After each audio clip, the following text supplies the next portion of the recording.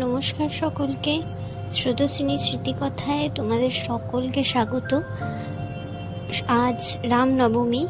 তোমাদের সবাইকে রামনবমীর অনেক শুভেচ্ছা, ছোটদের আমার ভালোবাসা, বড়দের প্রণাম এবং সকলকে শুভ নববর্ষ। আজ অনেক দিন পর তোমাদের সামনে আমি আসলাম। আমার শেষ ভিডিও 31শে ডিসেম্বর অর্থাৎ 1 জানুয়ারিতে সেটা আমি পোস্ট করেছিলাম। এমনকি কথাও দিয়েছিলাম তোমাদের যে আমি রোজ আমার ডেইলি ব্লগ শেয়ার করব, যখন যেটা করব।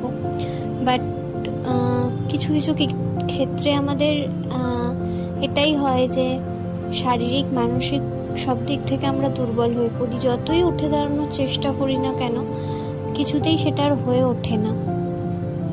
তাই এই কদিন আর ভিডিও দিতে পারিনি।